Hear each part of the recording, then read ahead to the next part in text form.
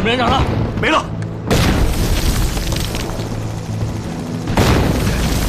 指导员呢？也没了，有狙击手。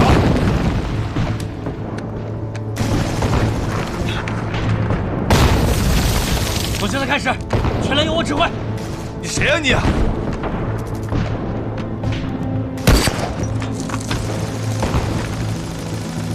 邱少峰，邱少峰，你们还有谁？呀！跟着我，擦死他！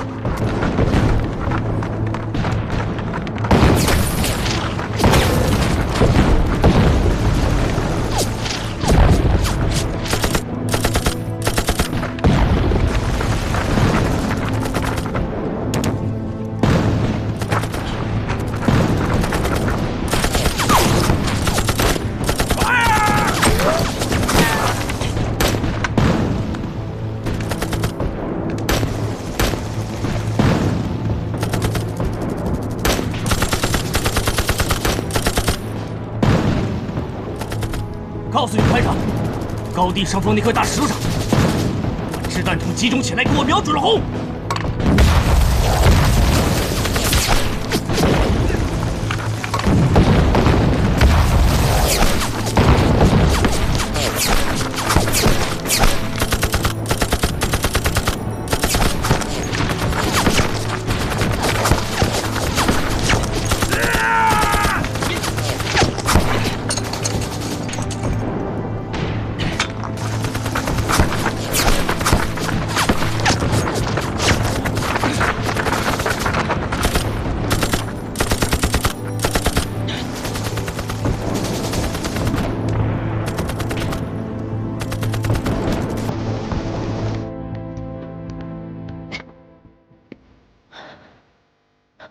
降你的职务是组织上的决定，是对你所犯错误的惩罚。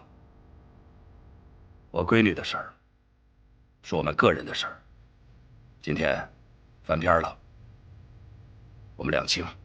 阿尼，我对不起三万，对不起您。你毙了我吧！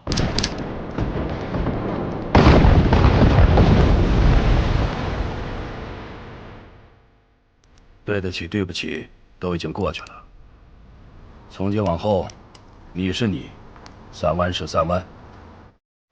好好打仗，好好做人。自己丢在地上的脸面，自己一点一点的拾回来。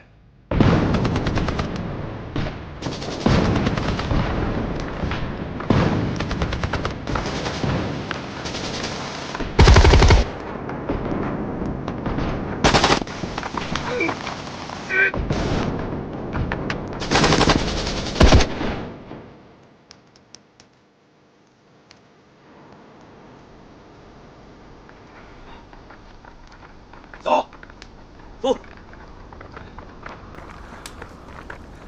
那谁？那谁呢？走。厂长有没有活的？那谁？那谁呢？看这小体型，你管谁就那谁呢？叫你呢，团长找你开会。连长，我不叫那谁，叫我连长。是吧？报告。这个是1030高地，这边是美军啊。报告。等会儿，这里，来，这里，旁这个行，这里哎，我查3个警戒嘿，啊，那边是美军，这里有2个枪，咱们呀要从他们2处之间的接触，来一根，来一根，传来。如果我们要是硬缠强抢，两边都是敌人，心里呀，毕竟你啊，骆驼，到底是当过团长的人，抽不抽啊？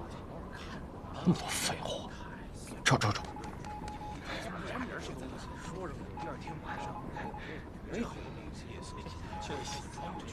听政委说，咱俩差点一块儿打班呢。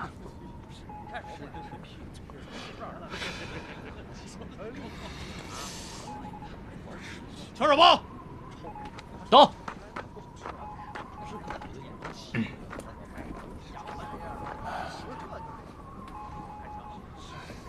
邓金刚忙不死，人都没了。那从现在开始，怎么着？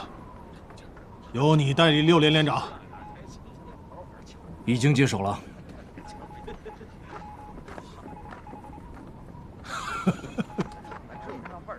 他怎么样？好着呢。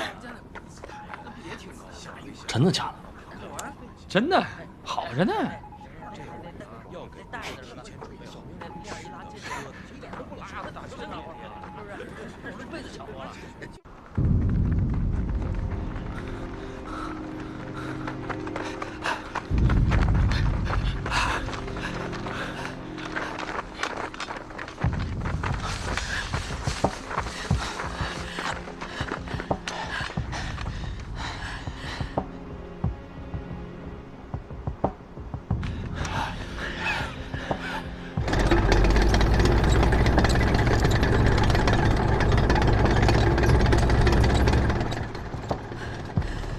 团里的命令是要求我们封锁公路，并不包括已经抵达渡口的敌军。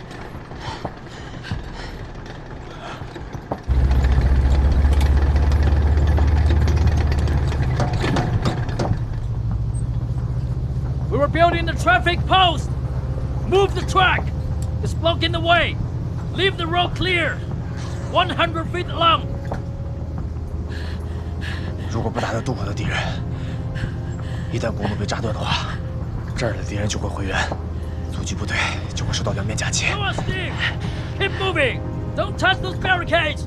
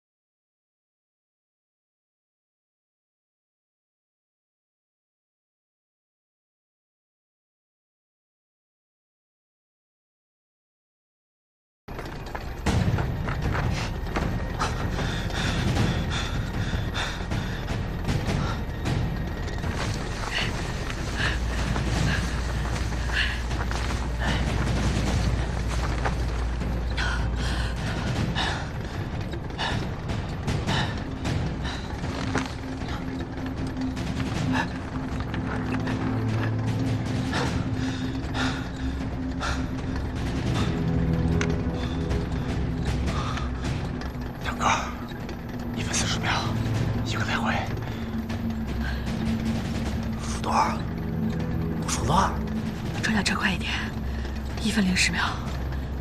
中间有一个时间段，2车相背而行，在这个时间段内，坦克的后面是个盲区。排长，啥叫盲区啊？就是车里面的人看不到车外的人。最多你有45秒的时间，最少你只有20秒。40秒。你不是神仙，不是主播。有拿命赌，赌输你的病就没了，到时候2排怎么办？说得对，所以现在2排由你指挥。我怎么了？你什么时候变得这么爱冒进了？怎么了？不喜欢？这太不像你了。这就是我。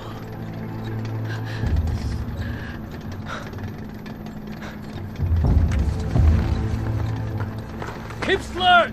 Look around. 我跟你说，我只要一过去，立刻干掉这个当官的。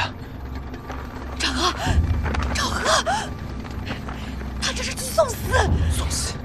妹妹儿，他命是我的。你们都疯了吗？哎！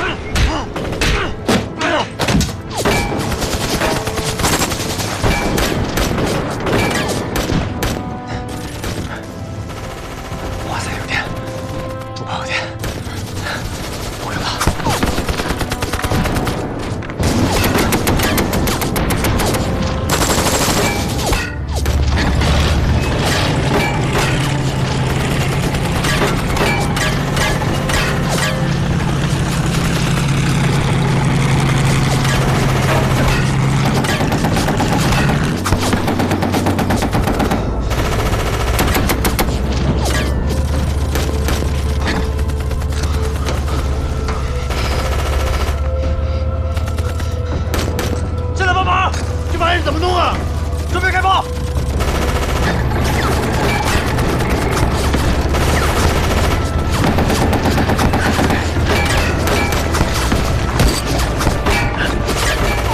兄弟，准备开炮！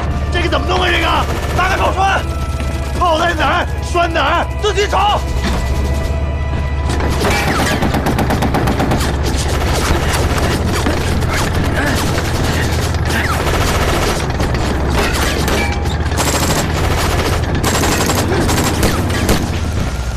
装弹！装弹！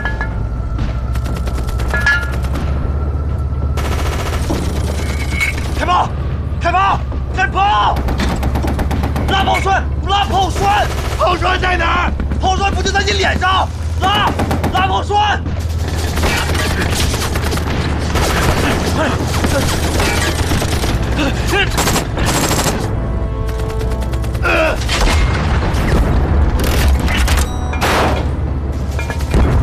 你打偏了！会了，我会了，把它顶好。会了，等我指令。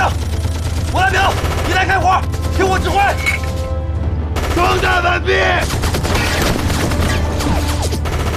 开炮！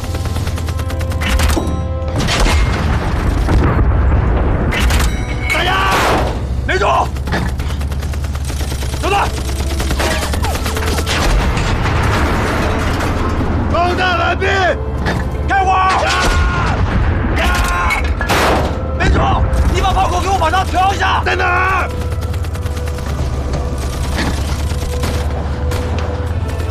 装弹的口，右边那个红色撞墩。现在是上还是下？上！第一圈，再来一圈。第二圈。开火！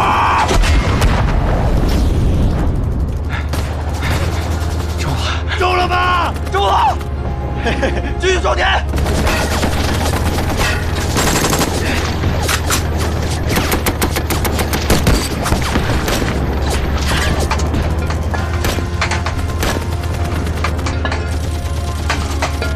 没弹了。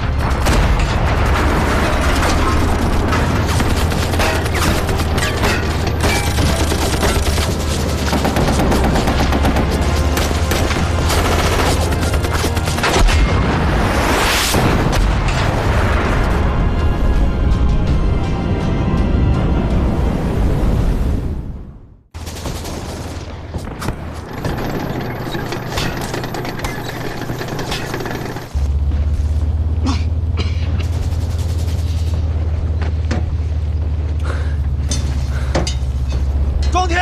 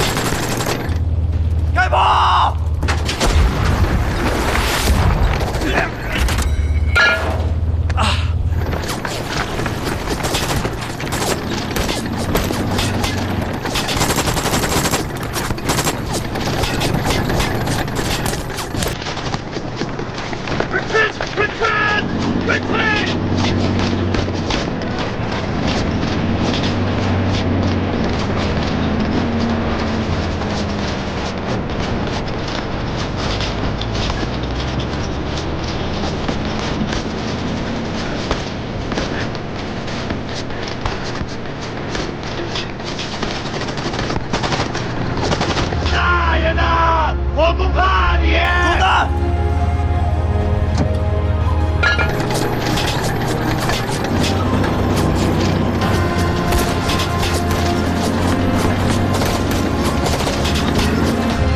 主子。 开火！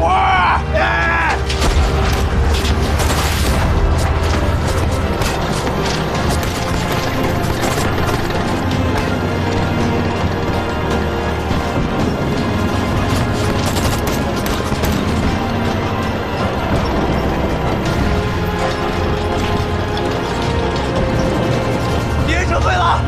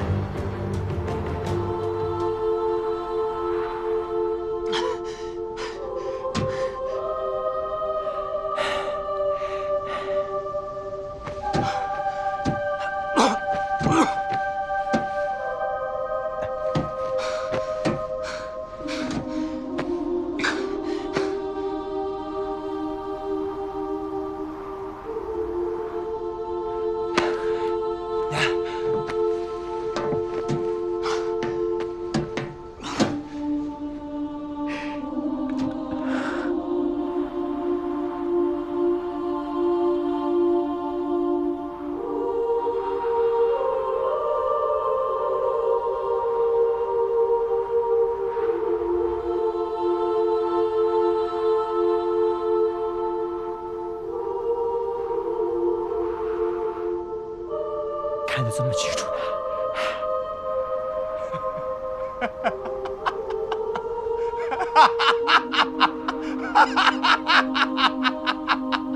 赵贺，这东西怎么弄啊？你造吧！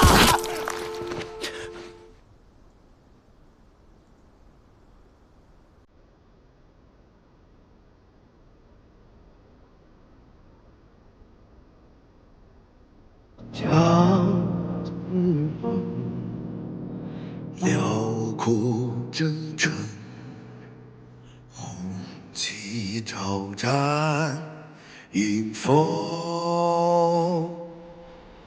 青春似火，热血歌声，纵横沙场的旋律，那是凯旋的冲锋。 为信念而你多拯救大道，为和平而战，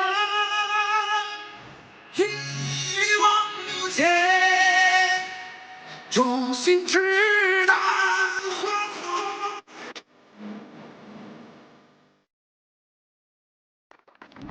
生理盐水400毫升，静脉滴注。送手术室，注意些。大夫，大夫，太晚了，过来抬把手，小心点。来了。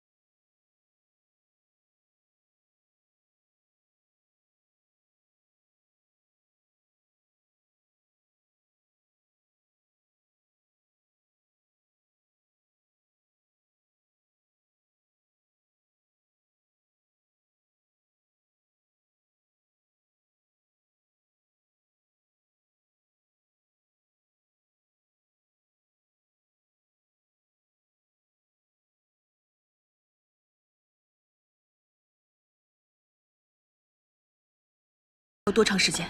まだどの時間がかかりますか？今のこの地方ならばおそらくもって1週間。如果在这里的话，他能坚持1个星期，那就是个奇迹。それも奇跡だ。彼は脳内出血を起こしている。他现在颅内有出血，脑组织和神经组织受损，但是受损的程度不同。この決意と私の腕はここが限界だ。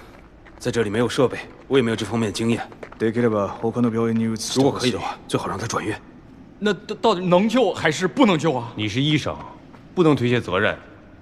今の彼に必要なのは，现在他最需要的是良い設備と良い環境更と好的设备、更好的医疗条件、更好的护理，以及良い医者だ。更好的医生。哎，不是，医生，你不就是好的医生？不是，别说了，快点儿！至尊后天的车只能5分钟。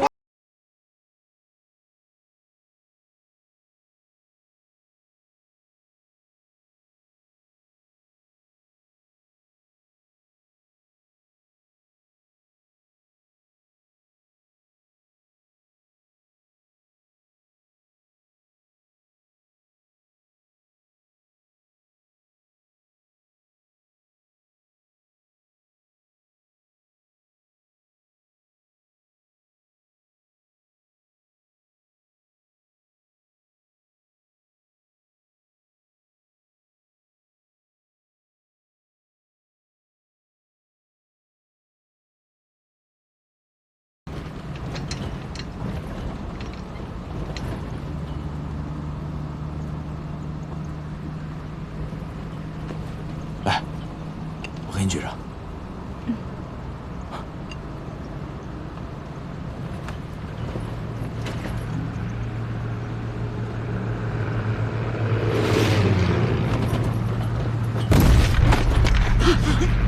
熄灯。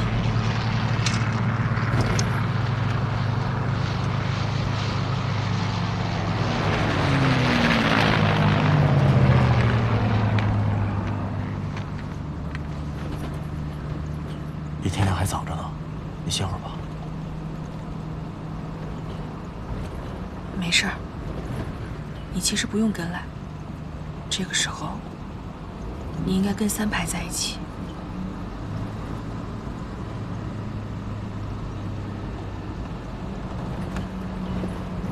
他把我当战友。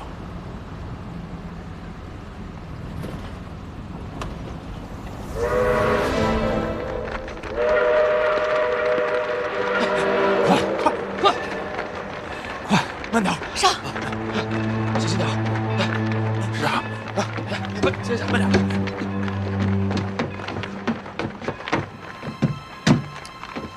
注意体温，每2个小时测量1次体温和血压。这车到哪儿？安东。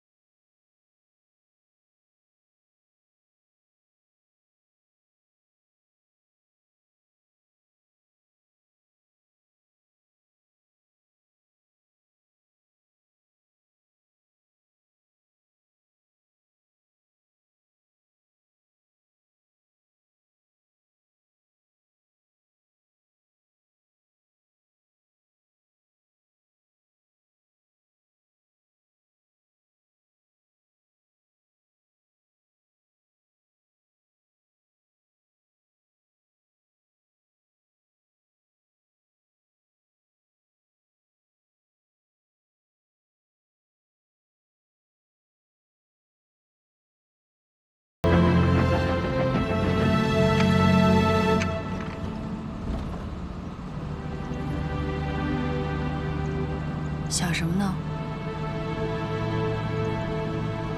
啊，想老娘。你老家哪里的？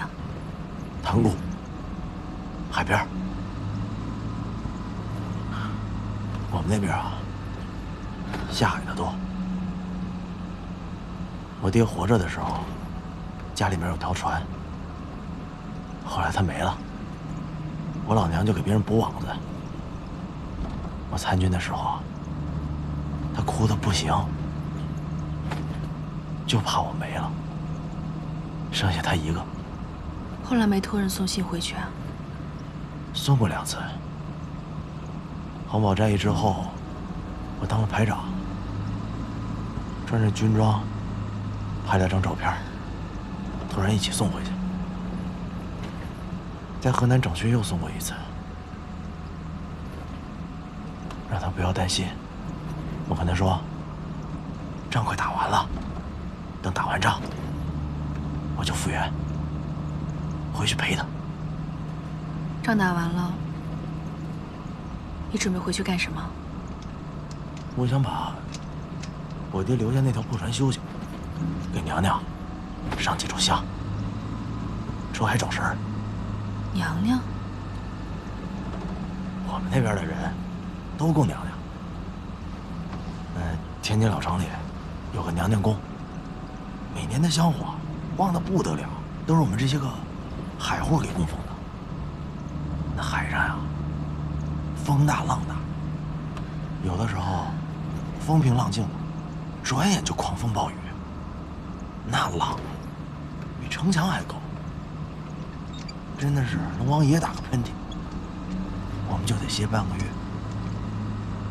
那应该供龙王爷啊，怎么供娘娘？龙王爷是搞事儿的，娘娘是平事儿的。龙王爷吃人，娘娘救人，当然供娘娘。你说的娘娘，是不是南方说的妈祖啊？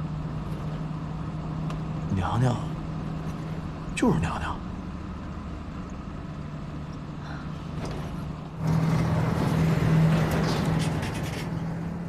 天快亮了，也不知道前面怎么样了。北岸扫清了，估计应该快渡江了。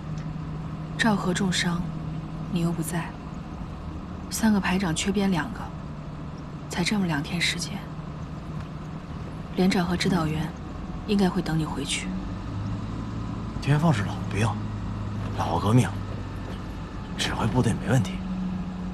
他不如你。谁说的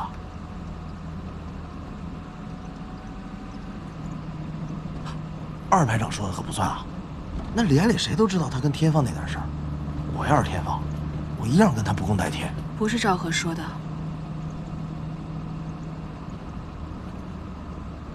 等过了江，估计团政治部就要找你谈话了。提前恭喜了。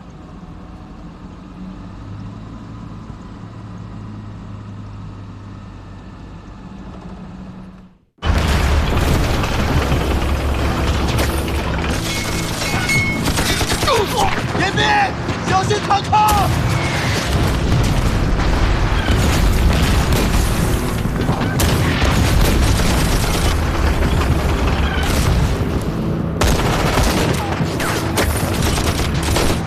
把2颗上来！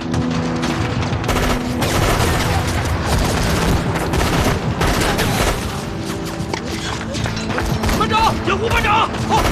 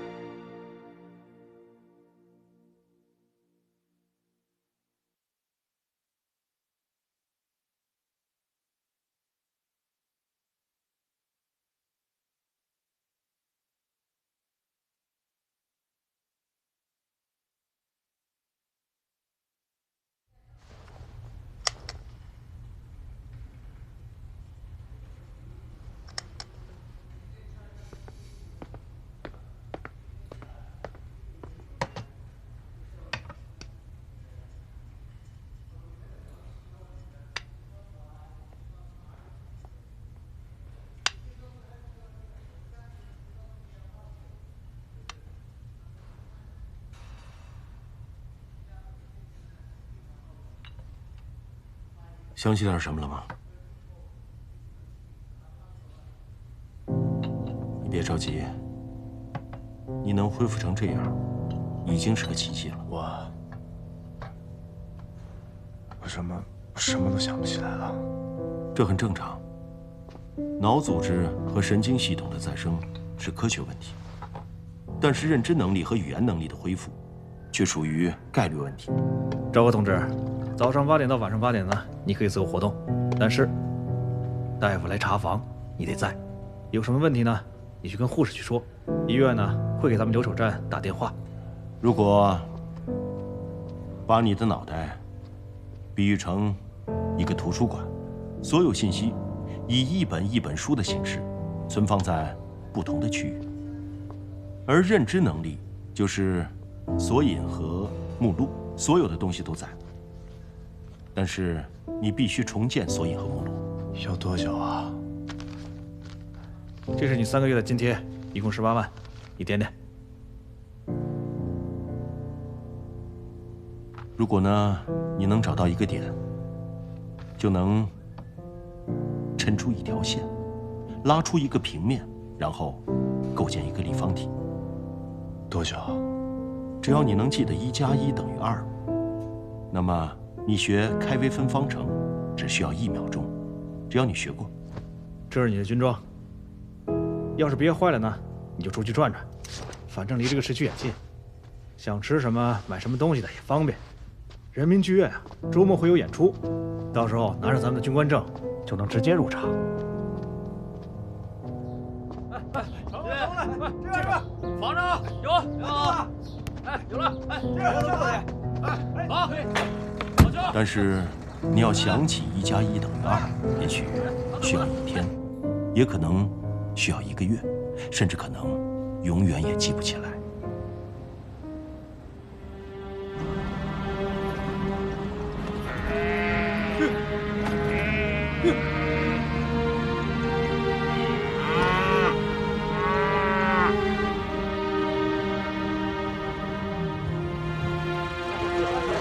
走，来，看一看啊，看一看。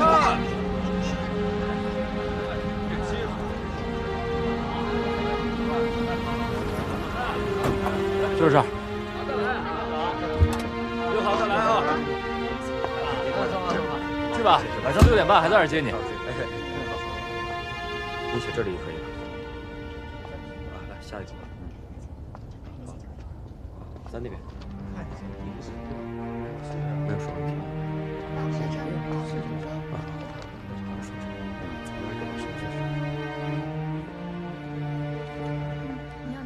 啊？哟，这位军人同志，您好，我可以看一下您的证件吗？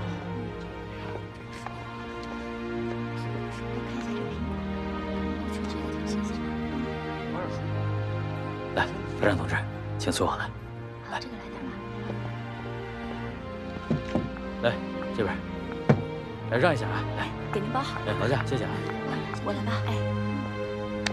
哎，各位顾客同志，请大家发扬一下你们的风格，让一下咱们这位志愿军同志先买，好不好？我不买。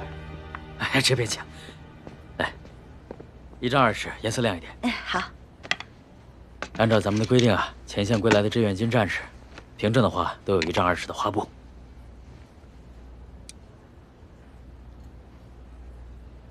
多少钱？当然是免费的呀。哎，快点啊！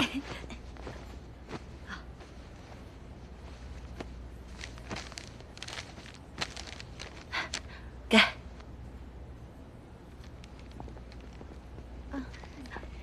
按照规定啊，你还有1斤白糖，2斤水果，2斤干果，然后还有3斤鸡蛋，1条鱼，1斤红肠。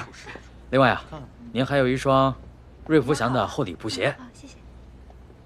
这些啊都是免费给您的。这买的有点少吧？这还是太多了。实不相瞒，我要不是实在赔不起的话，这矿石收音机我都想免费送您1台。是啊。要是您想买的话，对，我就收您一个成本价。谢谢啊。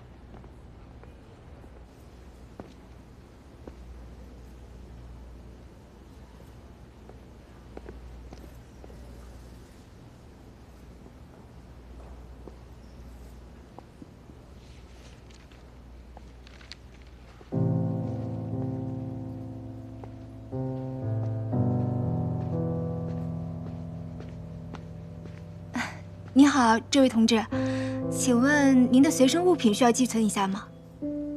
啊？您给我吧。您放心，东西放在我们这儿啊，一件都不会少的。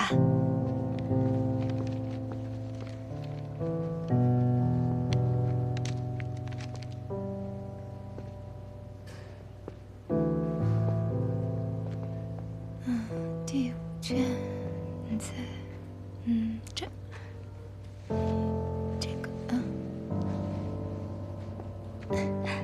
你好，同志，请问你想看点什么书吗？新书。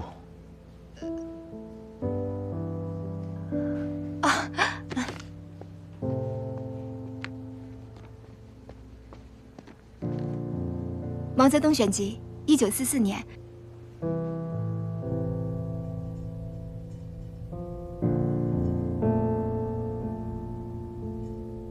在朝鲜的每一天，我都被一些东西感动着。我的思想感情的潮水在放纵奔流着。我想把一切东西都告诉给我祖国的朋友们，但我最急于告诉你们的，是我思想感情的一段重要经历。这就是我越来越深刻地感觉到，谁是我们最可爱的人。朋友们，用不着多举例，你们已经可以了解我们的战士是怎样一种人。这种人有一种什么品质？他们的灵魂多么的美丽和宽广。他们是历史上、世界上第一流的战士，第一流的人。他们是世界上一切伟大人民的优秀之花，是我们值得骄傲。我们以我们的祖国有这样的英雄而骄傲，我们以生在这个英雄的国度而自豪。亲爱的朋友们，当你坐上早晨第1列电车驰向工厂，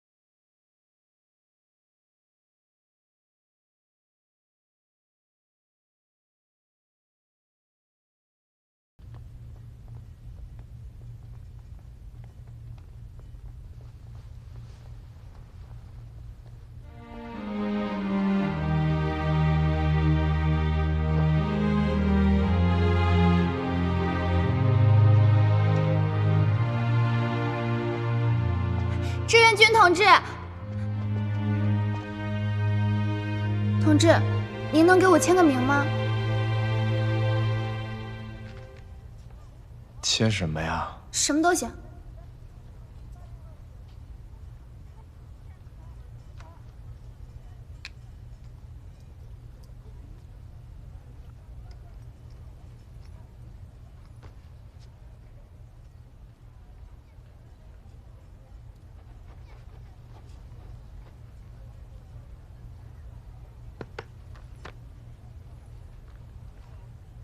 谢谢。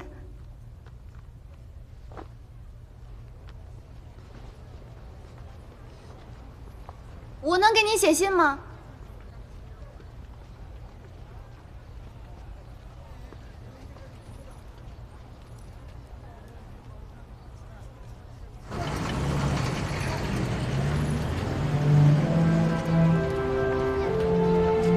伍修权大使在联合国大会上指出，朝鲜的内战在任何意义上都不可以成为美国武装侵略台湾的理由或借口。所有这一切美国清朝武装力量直接侵略我国的行为，都是向中国人民公然无忌的挑衅。中国人民绝对不能容忍，中国人民从不也永不害怕反抗侵略战争。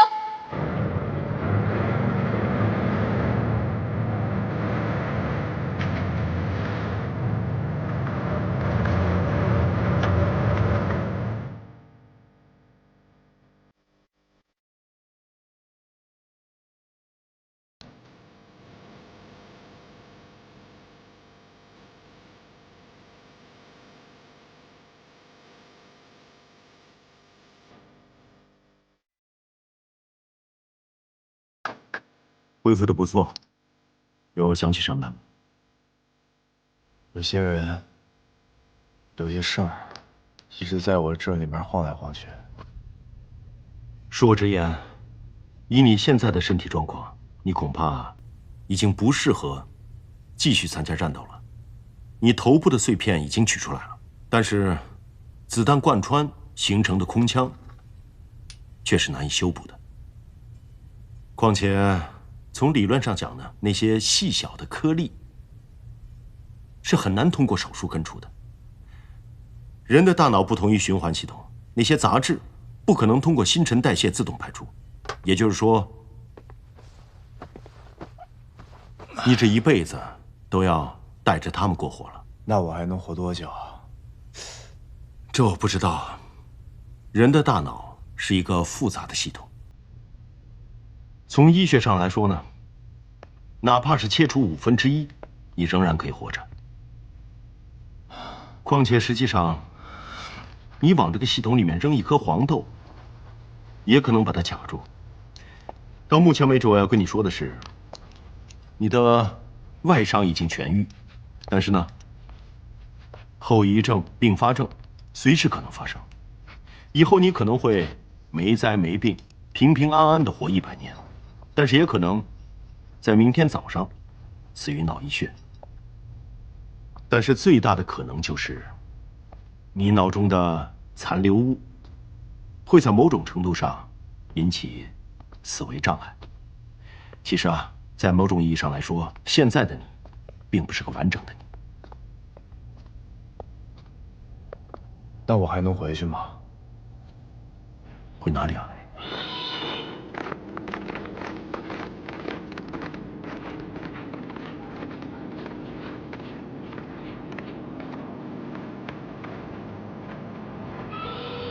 郑姐，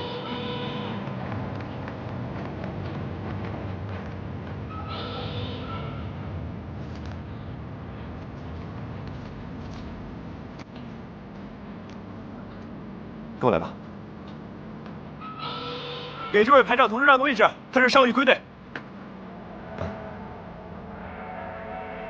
0200刘守柱来吃饭。来吃饭。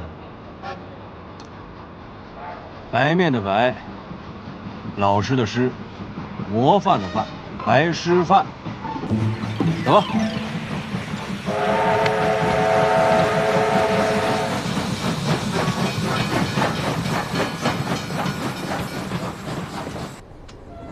我眼下在军分区警卫营剿匪，川西土匪可不比川北少。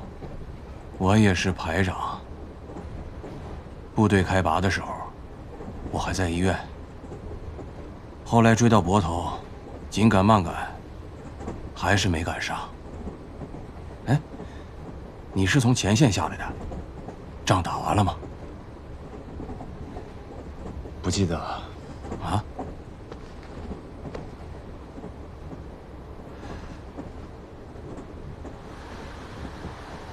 好家伙！你真命大呀！你这是怎么回事啊？嗨，手榴弹炸的。当时首长就在车上，我们军的老政委，行署主任。手榴弹扔下来的时候还冒着烟呢，我抓起来就往外扔，空中就爆了。那大夫说，送到医院的时候，都说救不活了，瞎扯。哎，除了少一零件，哪儿都好着呢。你命也挺硬啊。哎，还是想上前线。部队走了，把你落下了，搁谁心里都不是滋味。心里不安生啊。可不嘛，睡觉都睡不踏实。哎，对了，你刚才说你是哪个部队来着？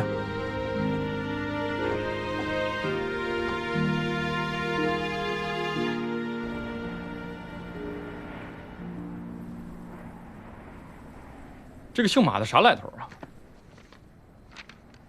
马修是名字，美国人的名字搁在姓的前头，他的姓叫李奇微。啊，都一个样。不，这姓李的是啥来头啊？情报上说，他是美军陆军的参谋长，2次世界大战时期，也就是咱们抗战的时候，他是82空降师的师长。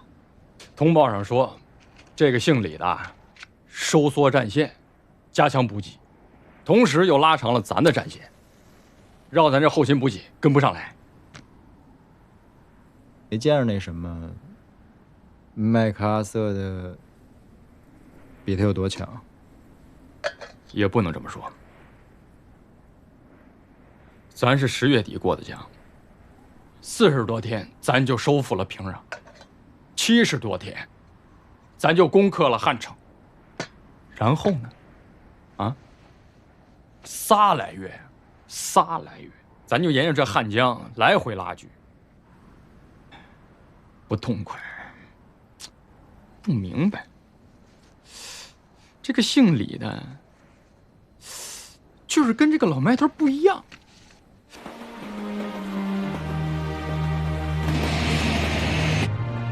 李奇微和麦克阿瑟不一样，他是伞兵出身。考虑问题的时候，更注重战斗相关的细节，气候、地形、兵力、火力、对手的特征、敌情、我情这些个因素。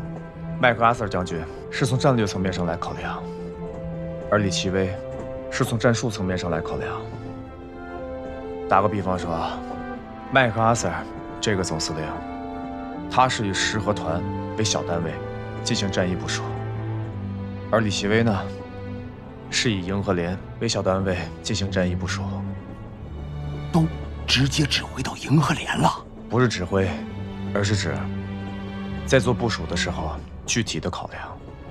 也就是说，对于底下的部队所遇到的具体困难和具体问题，麦克阿瑟顶多考虑到师长和团长一级，而李奇微能考虑到营长和连长一级。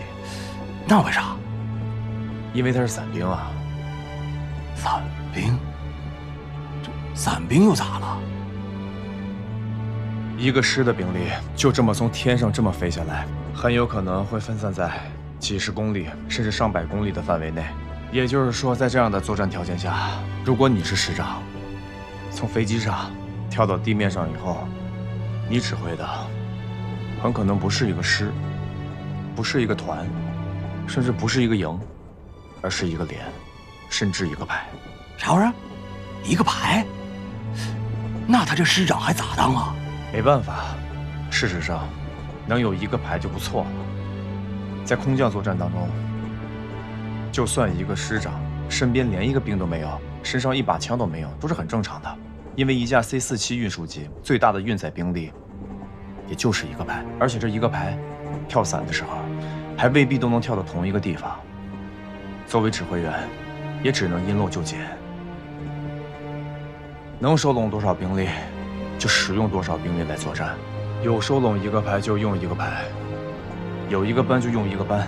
所以说，一个步兵师的师长可能早就忘记了如何当好一个连长，但一个伞兵师的师长，无论在任何时候都必须是一个合格的步兵连长。呀，原先的计划应该是5月上旬组织新的战役，但是啊，现在情况变了。联合作战司令部认为呢，美军很有可能在我军的侧翼发起2栖登陆，我军就会面临双线作战。为了避免我军的双线作战，这次决定把5月上旬的战役计划提前到4月下旬。而我军呢，现在面临的正好是敌人的2道封锁线：第一，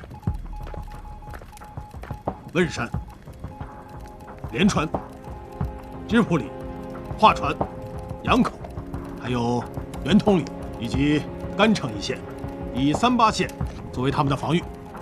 第2条呢，是以春川、议政府作为一线，是他们的第2道防线。总共的兵力呢有5个军、14个师、3个旅。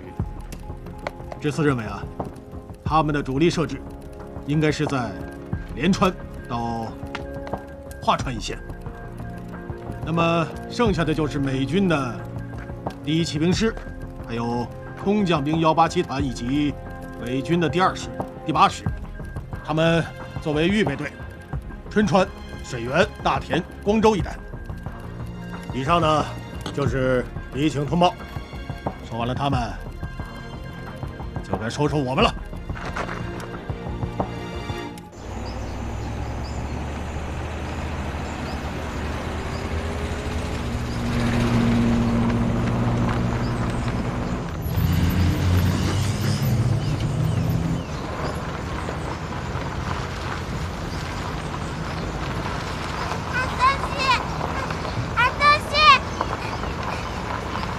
别追了！哎，别追了，小心！你饿了吧？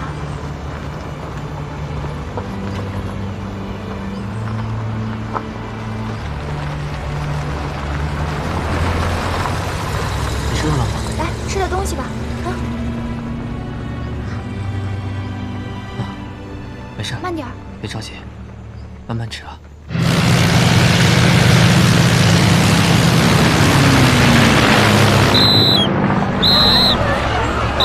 大旅馆，隐蔽，快动起来！快点，快点！隐蔽，隐蔽！巴黎，巴黎！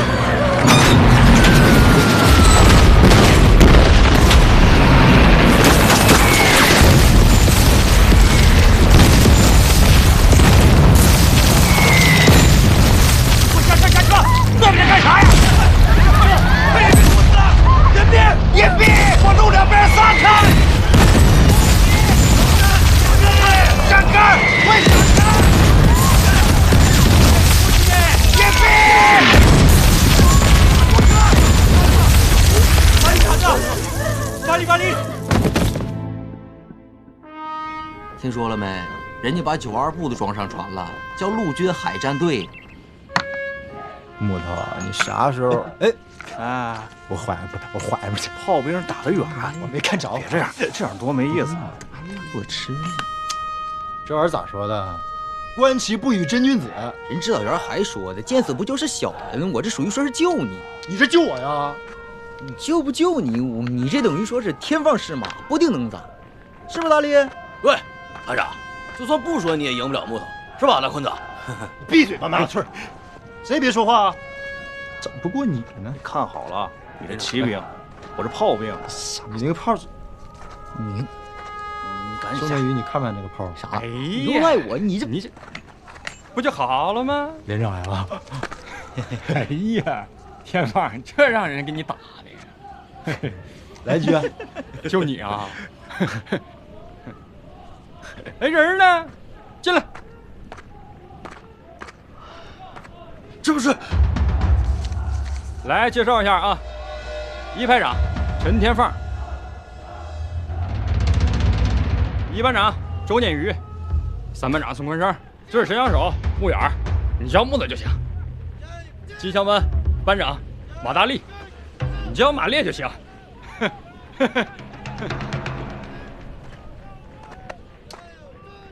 这是赵和，咱连部刚来通信员。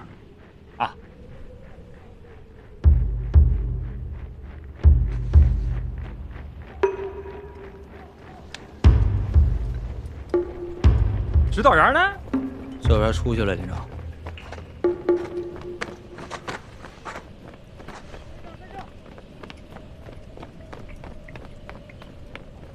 走了走了。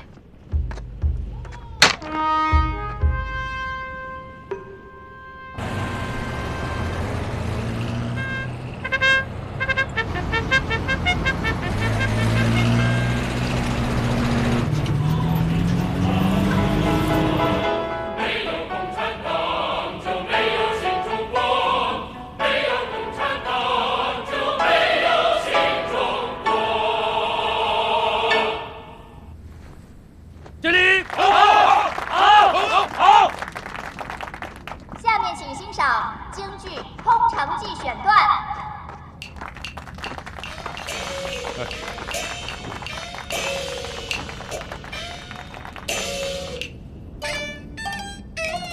我正在城楼观山大军，而听得城外乱纷纷。戏班子唱的真不错啊，哪儿请的？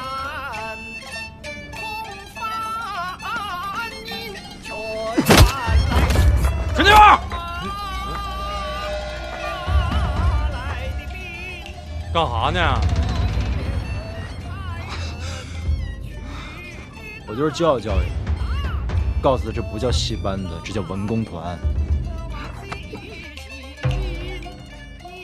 记住了吗？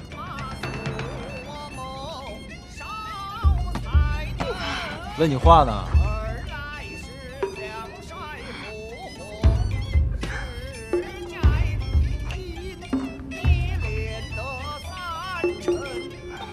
哎，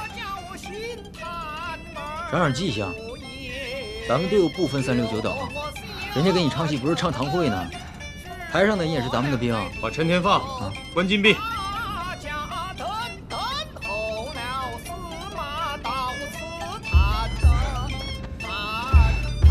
走吧。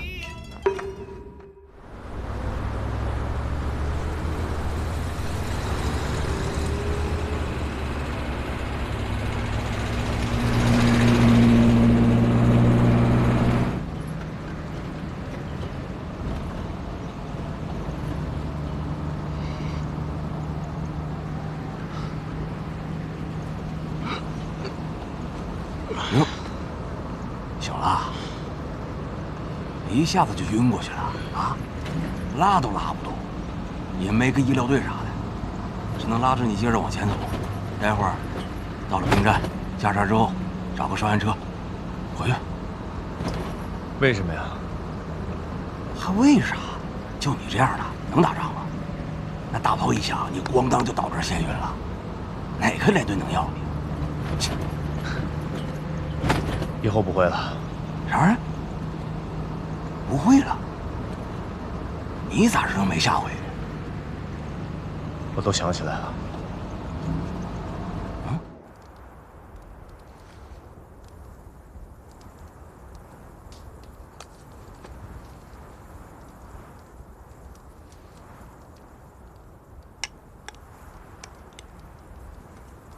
咋的，天风？还寻思呢？这都多长时间了？我没寻思，我就是不甘心。哎呀，人指导员不都说了吗？那人就算没死，多半也是废了。这辈子能不能醒都不一定。那小雨干事说那叫啥来着？稻草人儿，植物人，那不都一样吗？再说都植物了，你还老念叨它干啥呀？而且，那植不植物还不一定呢。没准这人呢，早都没了，坟头上都长植物了。他最好别死。啥意思啊？他要是死了，他就是烈士了。他是烈士，你甘心啊？哎，烈士就烈士呗，那有啥不甘心的？大罐子是烈士，刘耀小欢子板凳是烈士，他也是烈士。凭啥？美的。那人家要是真死了，得算是烈士。赶明儿你没了，我没了，咱都是烈士。刻碑的时候把名字刻在一起，啊，我都没了，天天让他在旁边膈应着我，凭啥呀？哎，天宝，要不咱俩单刻个碑吧？你比他还招人膈应。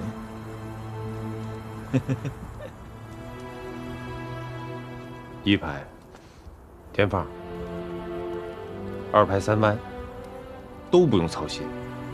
你现在最麻烦的就是这个3排。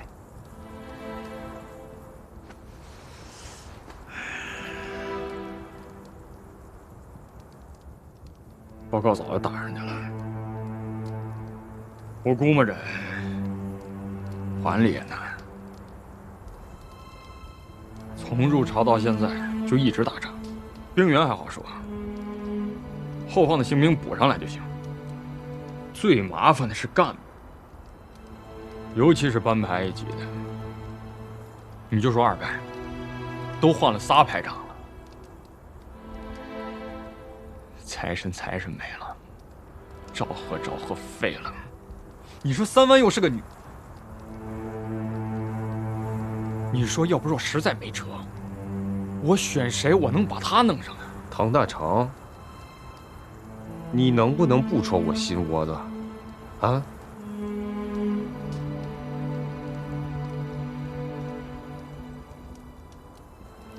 戳的。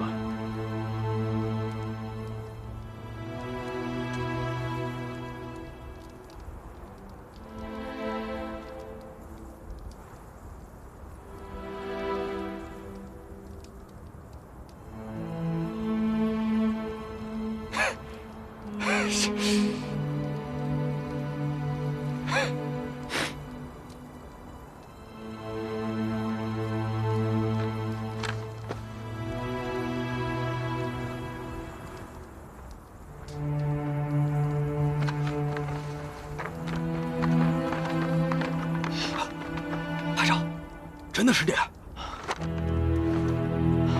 排长回来了！排长回来了！排长哎，是啊，哪儿呢？排长回来了！是排长！排长，排长，排长，排长，排长回来了！排长，排长，排长回来了！排长回来了！排长，排长你回来了！排长回来了！排长回来了！是排长！排长好！排长，排长好！排长，排长，排长，排长，排长，排长，排长，排长回来了！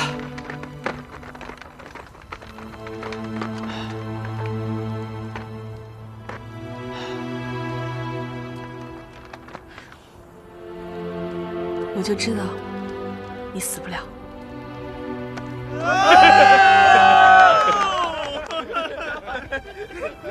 他们都在，我把2排还给你。哎，那可不行，排长是排长，代理排长也是排长，一个都不能少，对不对？就是一个都不能少，不能少。咱们有俩排长，过去啊！2排过去，过去，过去，过去，就是啊，2个排长呢。谁像咱们2排一样有2个排长？真是，谁敢欺负咱们呀？啊！哎，怎么没看见3排长？厉害，排长就是厉害啊！不一样。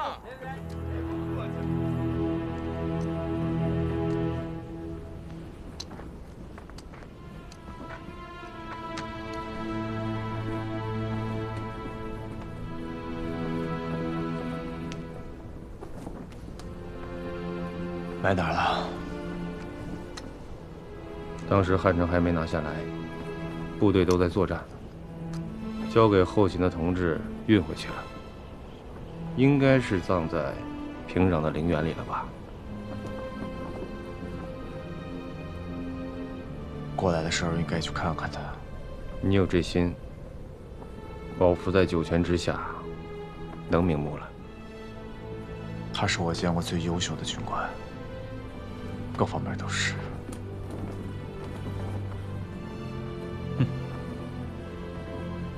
备呀，团里任命都下来了，我算是明白了，咱连呢就不该有副连长。正好，你回来了，我跟连长正犯难呢。我去3排。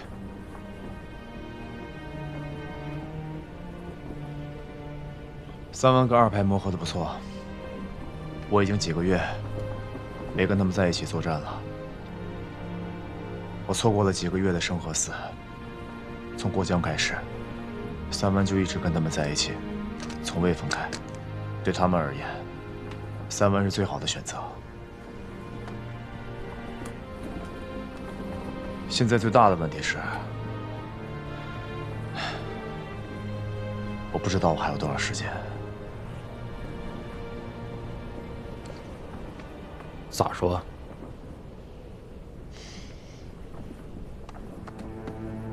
我这里跟以前不太一样了，不管是思维还是反应，我都不太能够确定。其实大夫并不赞成我回来，但我想回来。有些事情我好像明白了一点儿，我不知道是不是真的明白，但有一点能确定，我很明确的知道我为什么要回来。那你告诉我，在你还活着的这段日子里，想跟谁在一起？2排还是3排？3排需要一个不会随时随地出状况的排长。我可能当不了排长。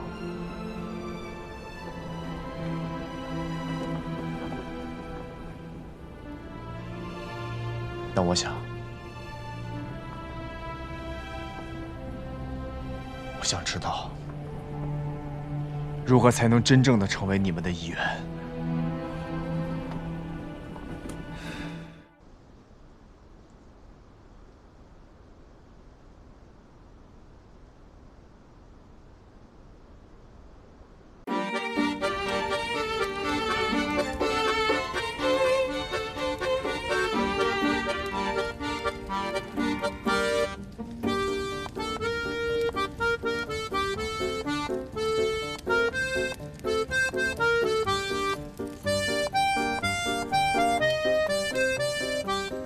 梅子以前是跳民族舞的，这种节奏快的，她总是跳不好。这是私下下了苦功夫了。这男孩叫冯月朗，是她男朋友。虽然关系没有公开，但其实大家心里都有数。部队里在这方面管得严，228团他们的条件都不够，但他们商量好了，等全国解放了，就退伍结婚。要说你们那个什么团啊，还管男女关系啊？当然要管，这是部队。跳真好，这啥曲子？啊，注意点。这点儿，真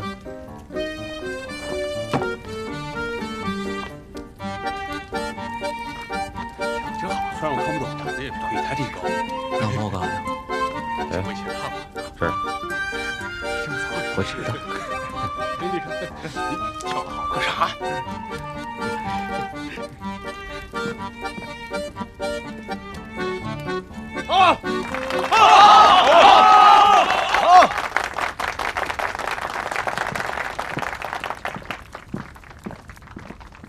这个是叶菲菲，是报幕员，外号各位战小黄友，下面请欣赏豫剧《老征东》。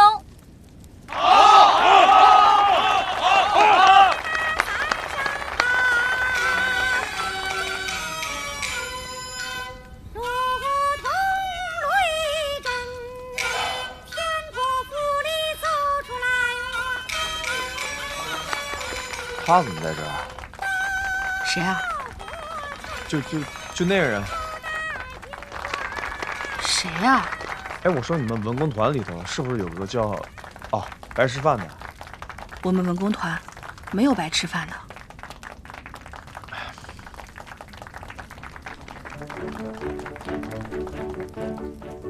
吹小号的叫陆立新，上海人，电影厂出来的，平时就喜欢搞怪，跟洋人打过交道，会说英语。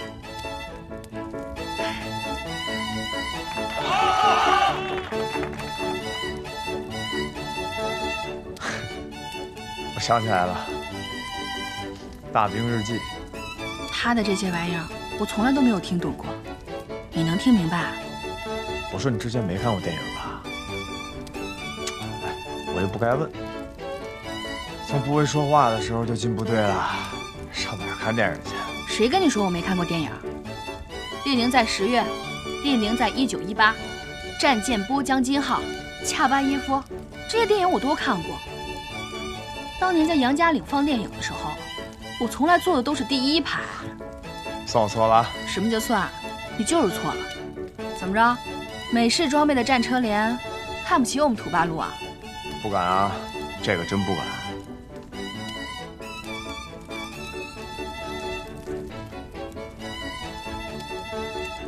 不过你说的那部电影，我确实没有看过。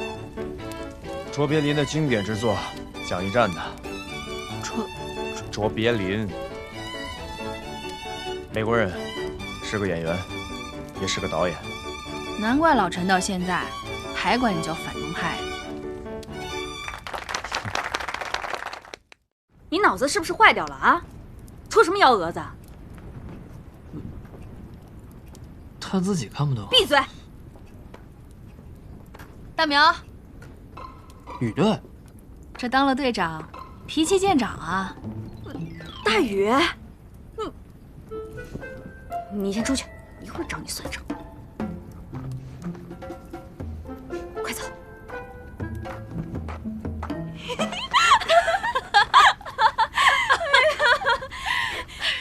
你怎么来了呀？你不是应该在老部队吗？你那个大班子新指导员呢？老白呀，他是老兵，不怎么懂业务，平时少在后台转，现在估计在食堂那边检查呢。哈，都是队长惯的，全队就他搞特殊化，崇洋媚外，一开会就吹牛，什么美国电影、美国音乐，美国人什么都好。他们生在美国，还真是天大的委屈。要我说，抗战那会儿，他就是个汉奸。行了行了，等队长和他谈完，我带你们俩到政治部把这事说清楚。扶不上墙的烂泥，这事用不着你操心，你把你自己的事办好就行。队长才不会批评他呢，平常就拿他当个宝，捧在手里怕碰着，含在嘴里怕化了。人家都说，队长这是看上他了。说啥玩意儿呢？来吃饭，老白，谁在这瞎咧咧？老赵啊！哎呦，你怎么来了？哎呀，也不告诉我一声，真是的。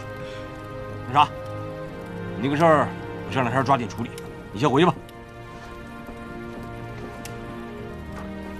来，赶紧，你先坐着。你这不错啊。那是，好家伙！哎，老白人不错，侦察连长出身，剿匪的时候负了伤，这不没能赶上部队入朝。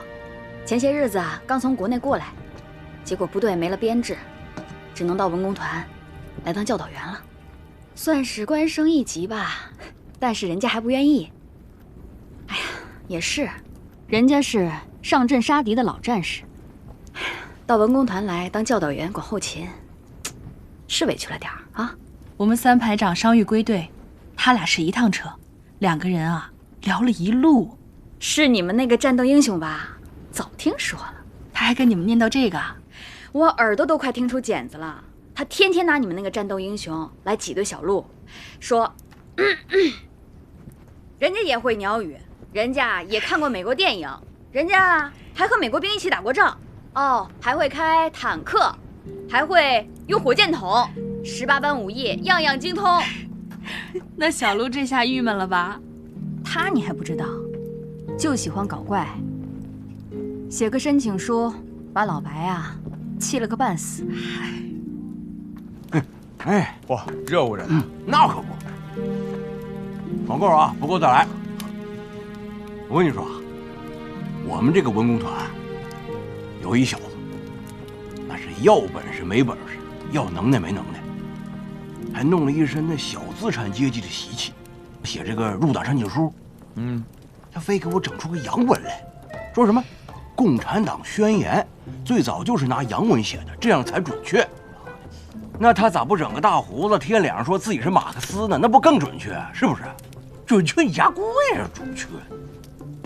第二去了，出大洋相了，我告诉你，程主任拿给各营区展览，我这老脸完了。你真交上去了？咱哪懂这个呀？啊，咱是战斗人员，军事主管。你说这事儿，那连里都是归指导员管。你现在让我管这个，那不是逼着猎狗抓耗子吗？切！哎，问你个事儿啊，258团什么意思啊？啊？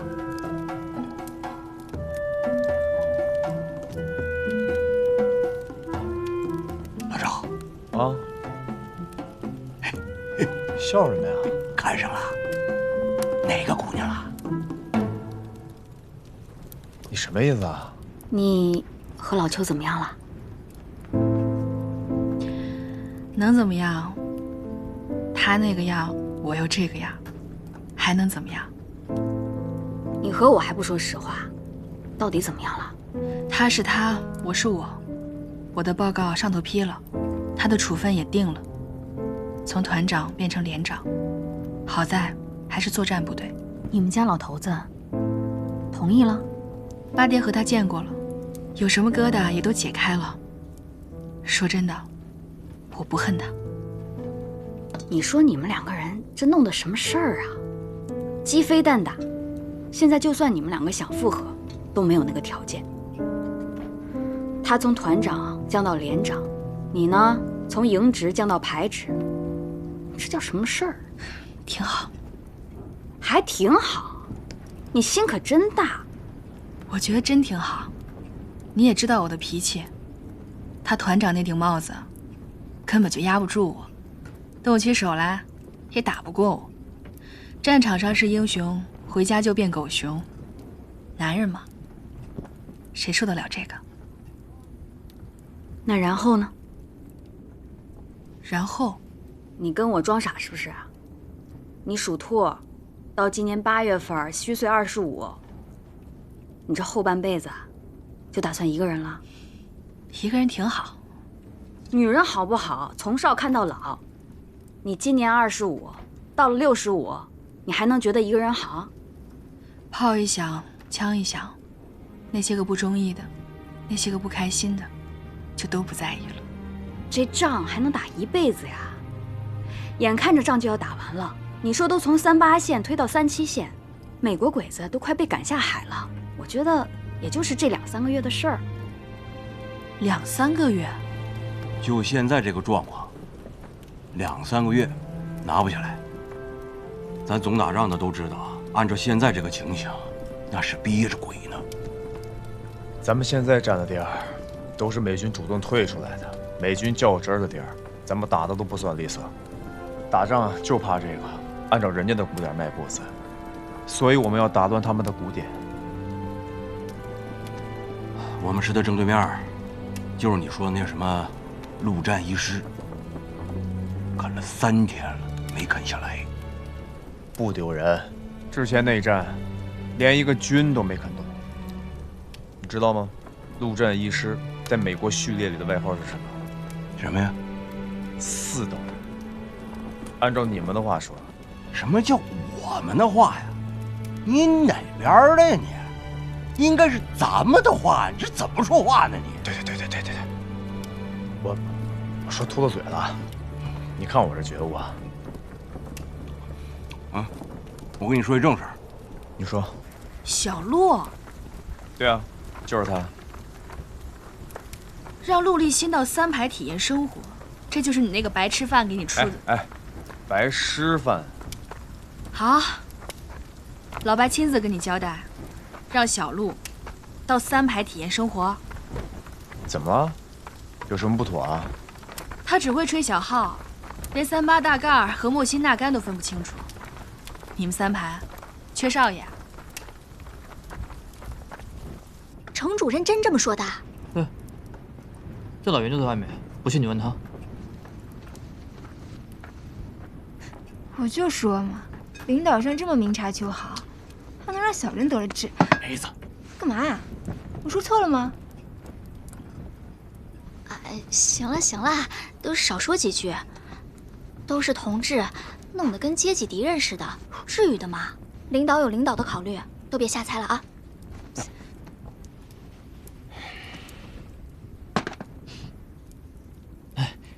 咱们接着聊，聊插曲是吧？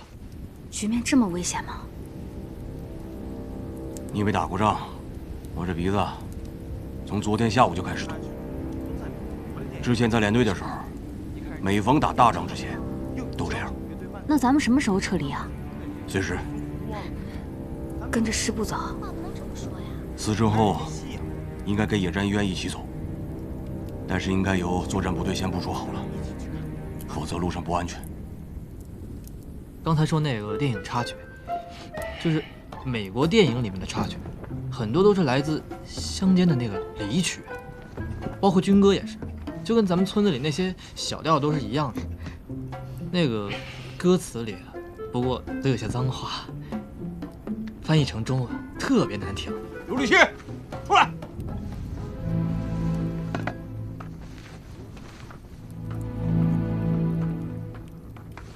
啥脏话呀？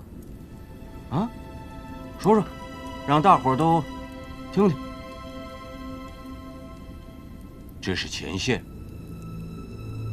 不是什么剧团、电影院。我不管之前多少人拿你当大宝贝供着，在这儿，你首先得是个兵，否则就给老子滚蛋！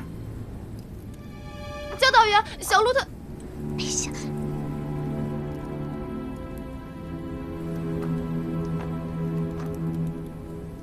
立正！看看你这样子，从头到脚哪儿像个当兵的？部队不是你嘻嘻哈哈的地方，部队是什么呀？部队是个炉子。你这浑身上下100多斤，甭管什么废铜烂铁，进去滚一圈再出来，那就得是块钢。这道理你都不明白，你还当什么兵啊？不把你这身小布尔乔亚的皮给扒了，你就永远是滩烂泥，谁抓在手里都嫌脏。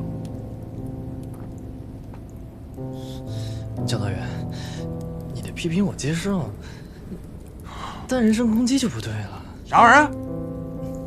人身攻击？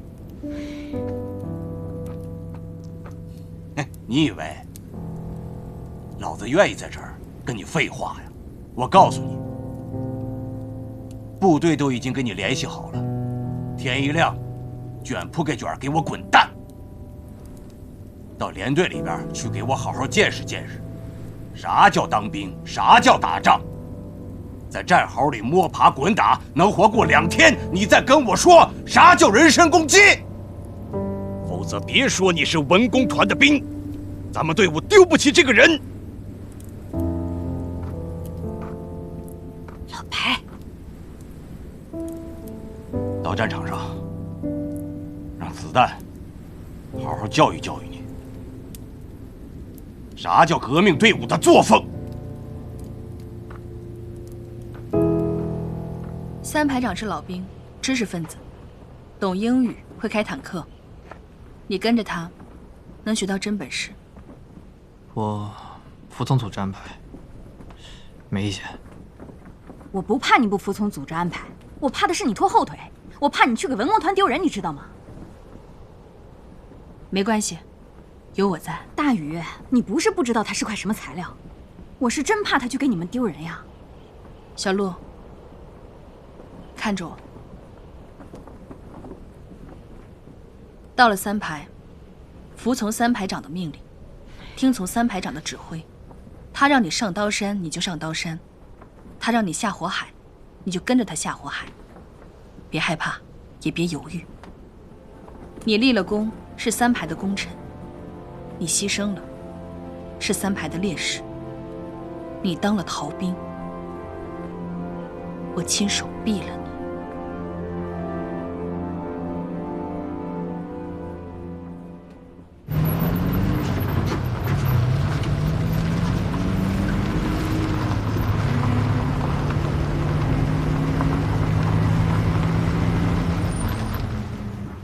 谢了啊，老钱。哎，李兄弟啊，有多余的子弹没有啊？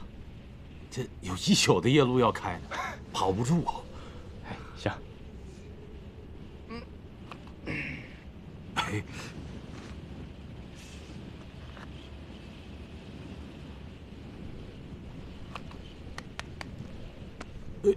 都给我了，这不好意思，要不你再拿回去2个？快走吧，开慢点，你回程拉的是重伤员啊，经不起电的。行了，走吧，啊，放心，这条路啊，没人比我熟。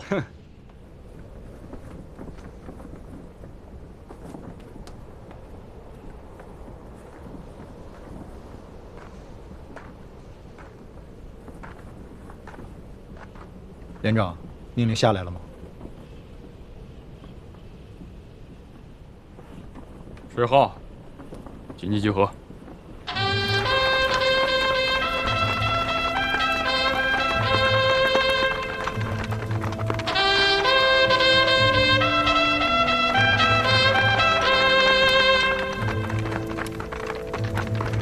报手！1、2、3、4、5、6、7。连长同志，1排应到34人，10到34人，列队完毕。报告连长，2排应到35人，10到33人，列队完毕，请您指示。报告连长，3排应到34人，10到34人，列队完毕，请您指示。报告连长，机炮排应到29人，10到29人，列队完毕，请您指示。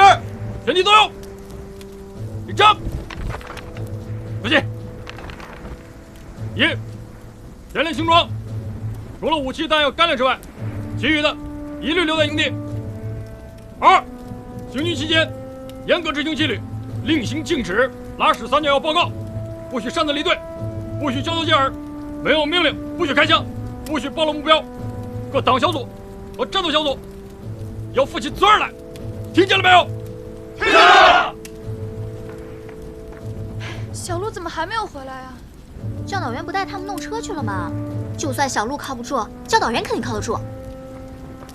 没时间了，不等了。教导员还没回来呢，没有车我们怎么走？用腿走，出发。沿着公路走，速度会快很多，但是目标太大，白天敌人的飞机太猖狂，走山路又太慢，会被敌人的轮子追上。快了慢了都不合适，越是撤离行动，越要计划周密。老美的机械化动作很快，这时候可能已经在行动了。我带1排沿着侧翼搜索侦查。不用那么麻烦，接到命令的都是一线部队，和敌人一直没有脱离接触。这么大规模的撤离，先走的一定是司政后警官，还有非战斗人员。这些人走不快，这10有8、9是要坐车的。也就是说，我们只要沿着公路的方向撤离，就不会离开主力的撤离路线太远。姚润莲，你干什么呢？你听，没时间了，赶快走。哎，你听。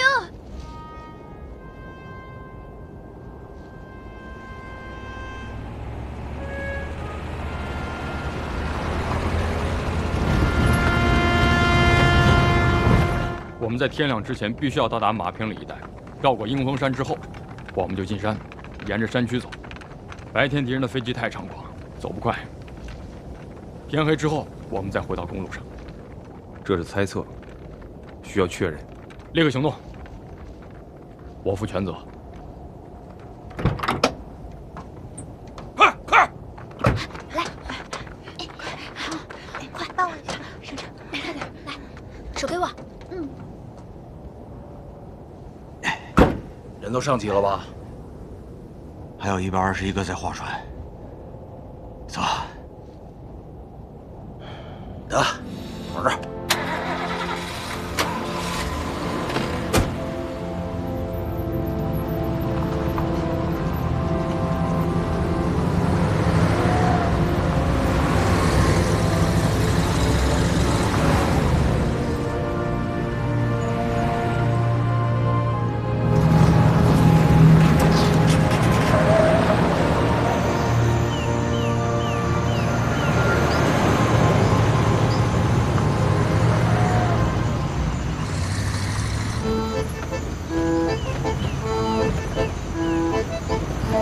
了吗？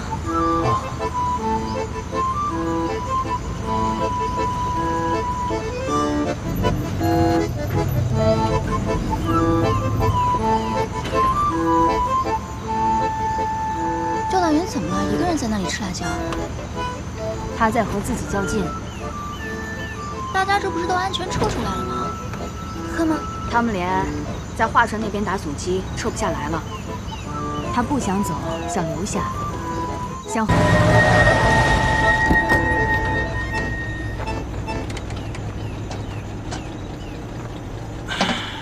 老钱，还有多远？还有10几公里吧，不远了。那怎么不走了？油不够了。那边啊有个无人看护的补给点，我呀弄点油去。朱立新，哟，跟着老钱去看看前面情况。是。注意警戒。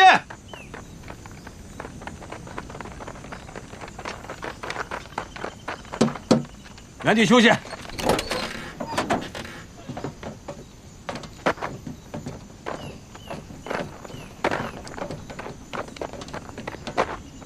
别走远了啊！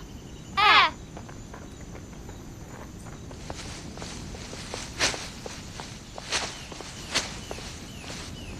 这仗快打完了吧？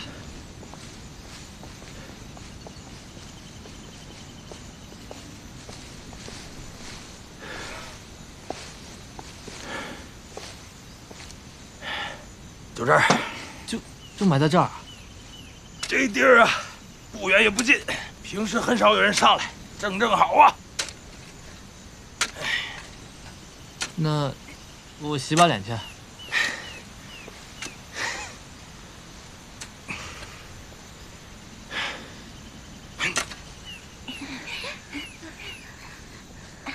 小心脚下。哎，就这吧，就这吧，快点。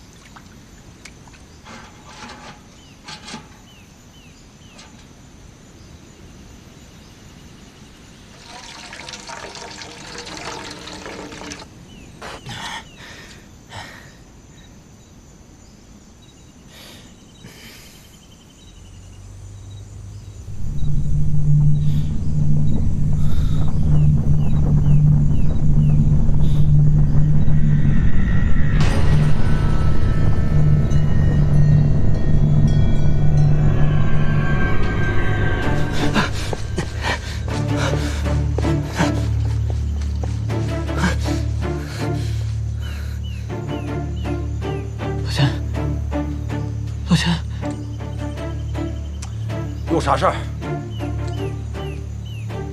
那是坦克吗？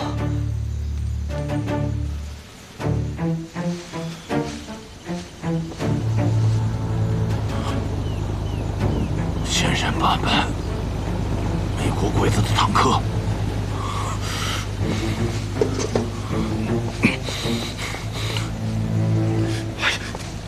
快点！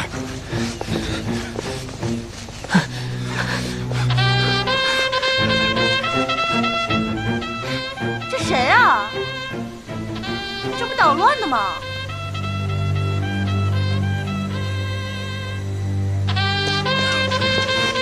肯定是小鹿捣的蛋，在哪儿呢？不是让他看着的吗？你快点吧，憋死了，尿都憋没了。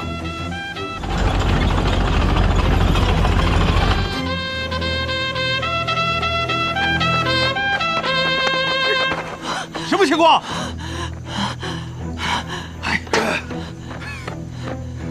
美国鬼子坦克，方位、数量啊，10点钟方向，数量没数。准备战斗！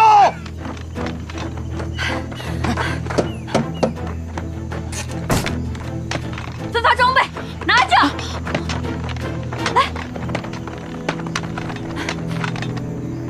真的看到坦克了？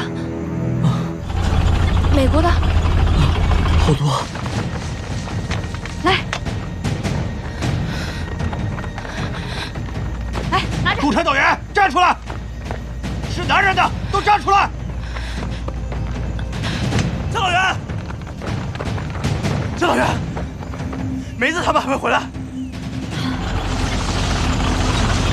一人一支枪，给我拿子弹。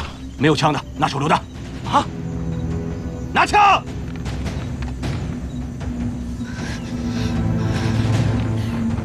老白，怎么不说？你跟车走，没有人压阵不行。原路返回，速度要快，我们顶不了多久。我不能走。少废话，有力气！快！不，自己烧子弹。所有人听着，能动弹的跟我走，到前面拐弯那个地方，把敌人堵住。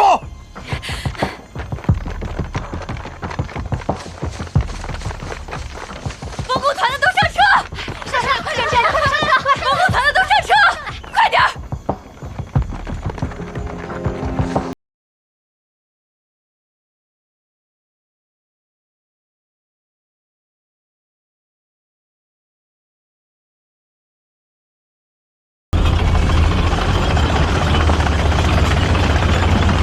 ！1班、2班负责公路，是。其余的人警戒侧翼。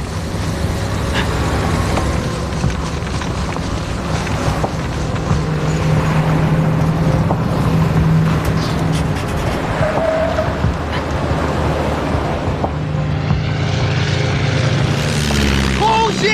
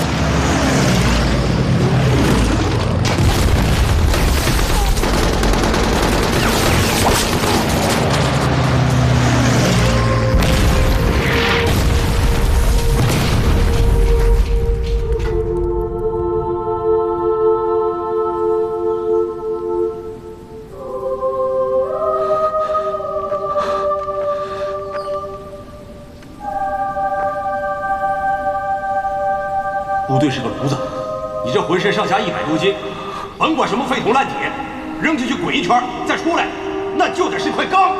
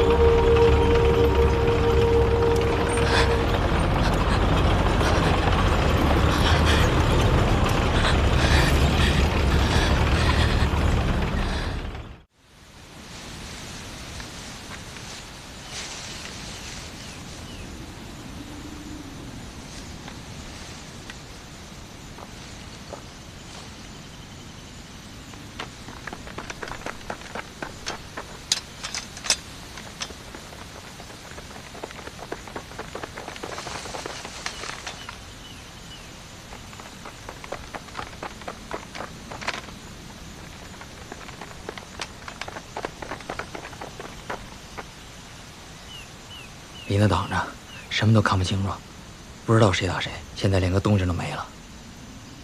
应该是打完了，也不知道谁赢了，地形不明，看不见，听不着。我要是敌人的话，就躲在林子后头，把公路封锁得死死，谁过去谁死。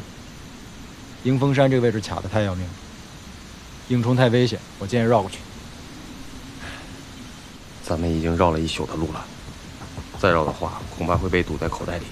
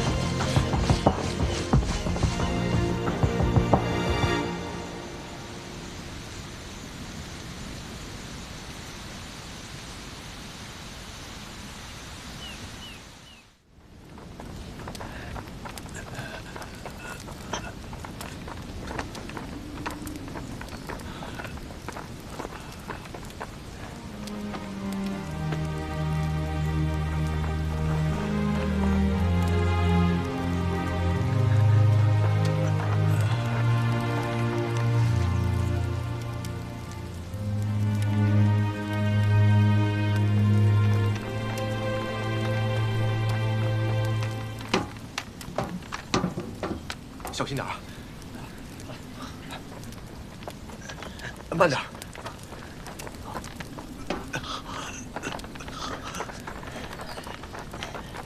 来往这边走。小心点。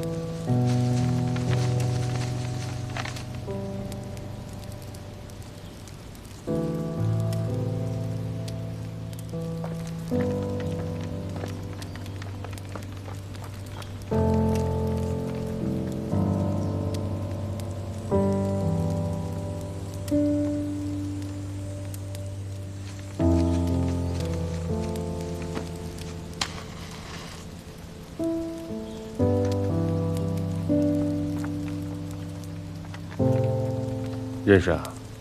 谁？啊，算是吧。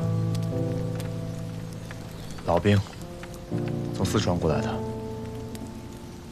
平西人，警察系的。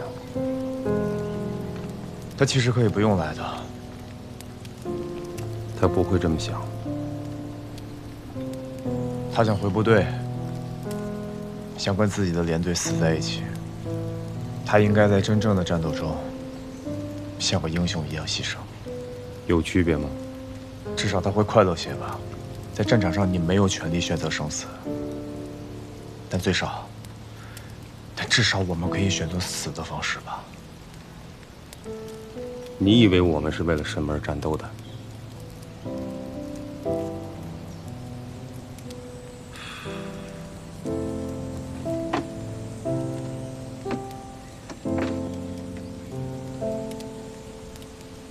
都长得跟花骨朵似的。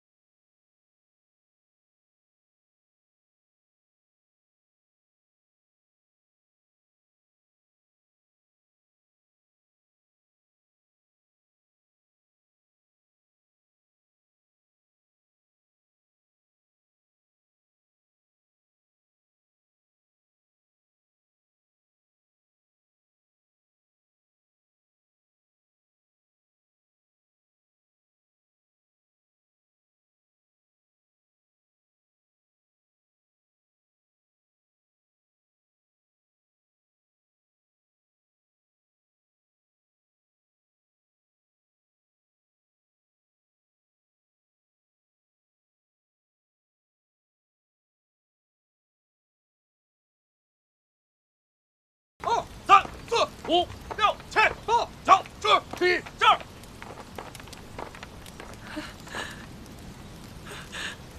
队长，我怎么办？身上有伤吗？能走吗？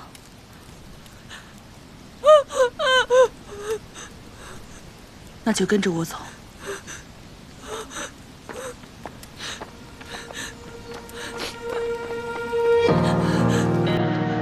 站！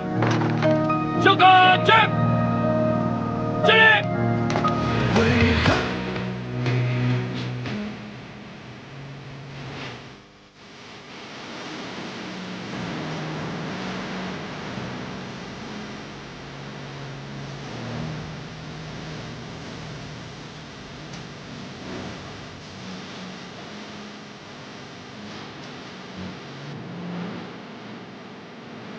壮心去的怎么了？排长有点不对劲儿啊。从出发到现在，快2个点了，一句话没说过，口令也不下。带好队伍，注意隐蔽。是。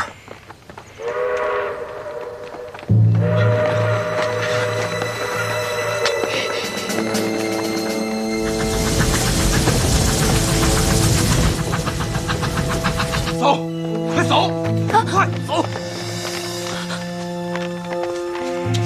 隐蔽。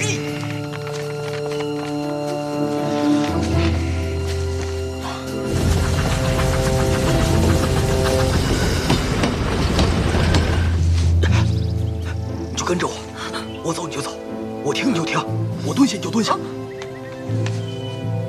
会用吗？老婆，有，给我把把波杀。是。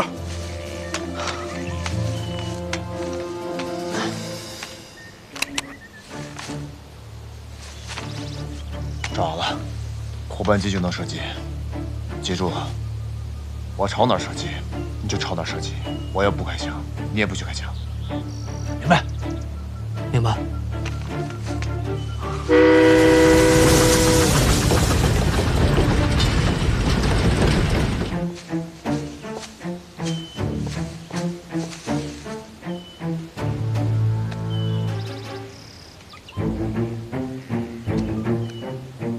越怕鬼，越撞鬼。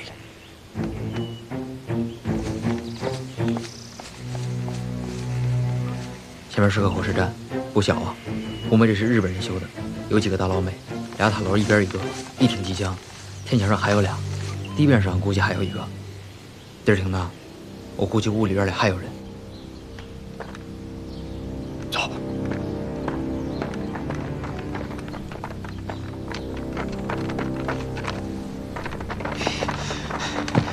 至少1个班，一天点3连机枪，他们应该刚刚占领这里不久，兵力应该不多。打不打？天快黑了。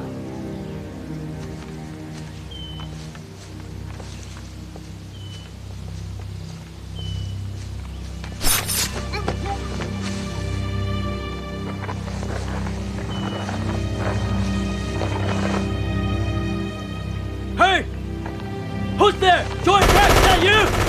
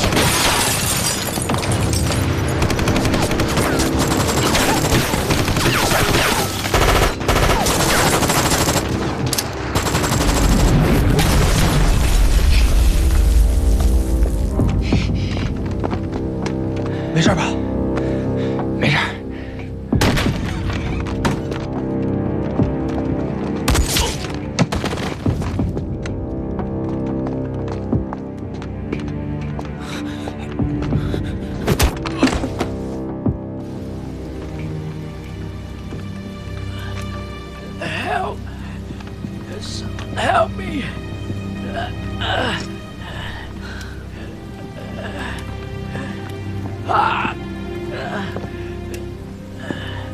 Help me!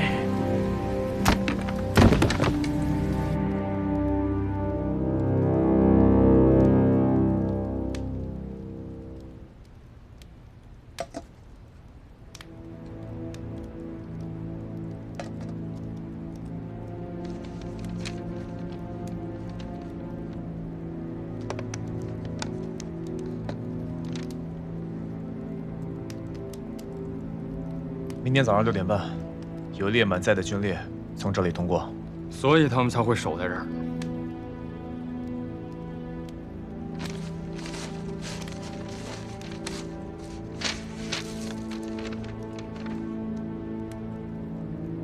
是24步兵师的特遣队，这列军列就是给他们送给养。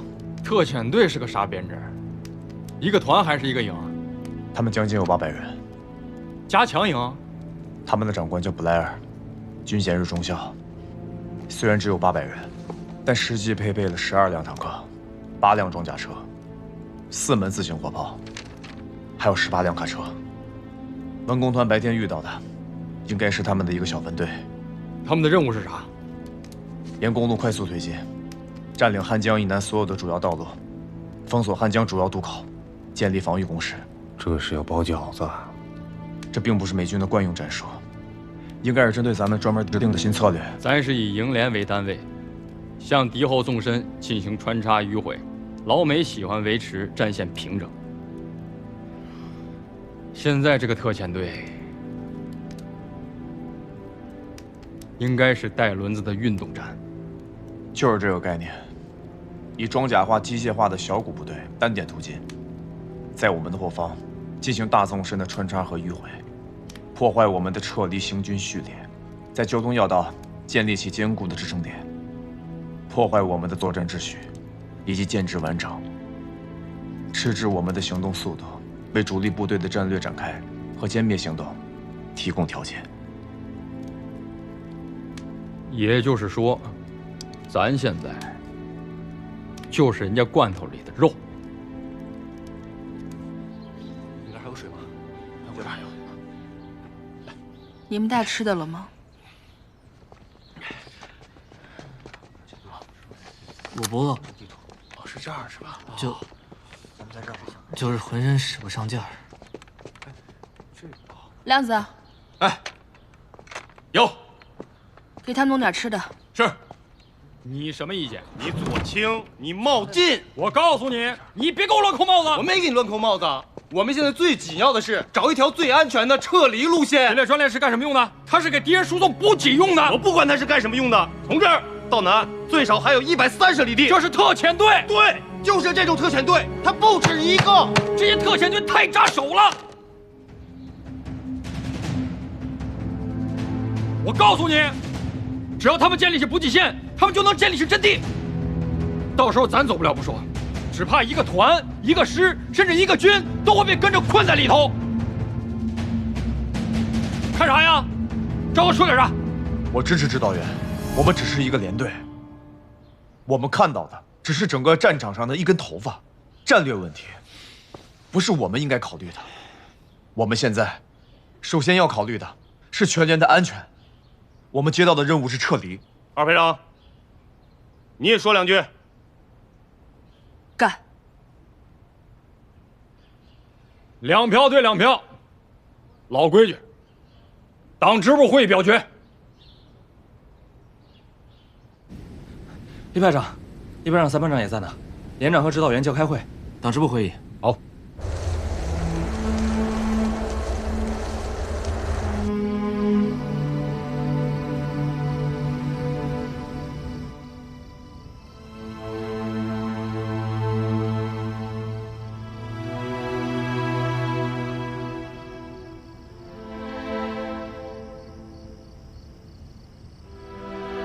为什么不干？炸翻他们一列火车，就算只能拖半天也划算。退1万步讲，牺牲了那么多人，这个仇不能不报。别说了，举手表决吧。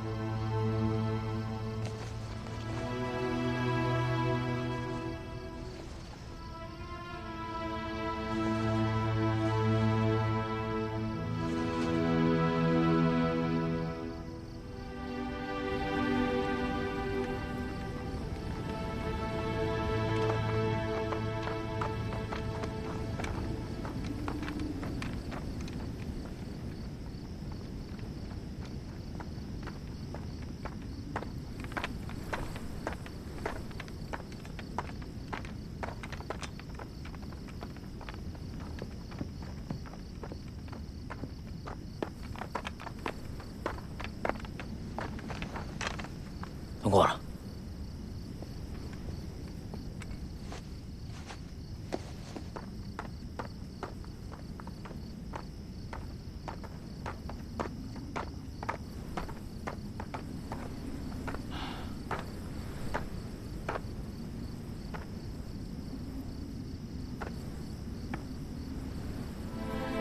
赵和，你的思想汇报啊，还得抓紧写。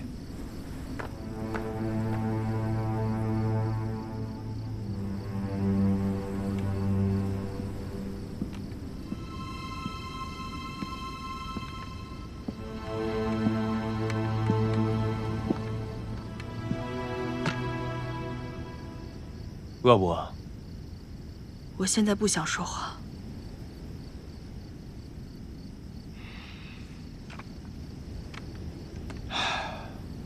1年半以前，在南宁，一排长那个时候看我的眼神啊，和你今天差不多。说起来，我现在倒是挺理解他的。大苗不像我，他喜欢音乐，他平时自己会写谱子，配和弦。我离开文工团之前，他已经递交了转业申请。他想调到地方乐团工作，那才是适合他的地方。我要是不走的话，他的申请估计会批下来。可我这一走，文工团没了主官，他就赶鸭子上架了。你在自责？有时候你真的很难知道自己做的选择到底对不对，或者说，你觉得对的，未必就是对；你觉得不对的，也未必就真不对。那你为什么离开文工团？行，不想说就别说啊。每个人都有选择的权利。选择有吗？要是有选择的话，大苗就不会来这里，很多人就不用死在这儿了。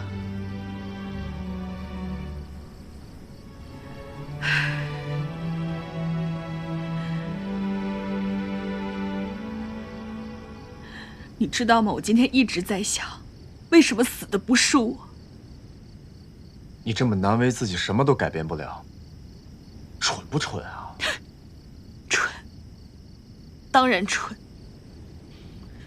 要是不蠢的话，也不至于。算了，不说了，什么都改变不了。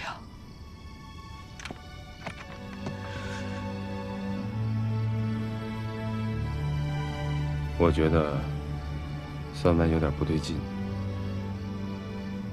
正常，谁还没个七情六欲？我有点担心啊。别瞎操心了，人家党龄比咱俩加起来都长。他一向冷静，今天的事情刺激到他了。要是全连都在咱们眼皮子底下牺牲了，我估摸咱也疯。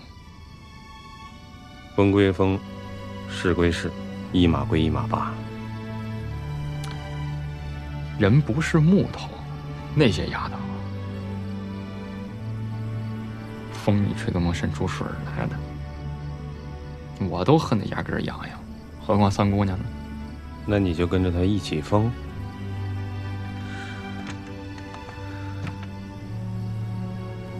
我没有疯，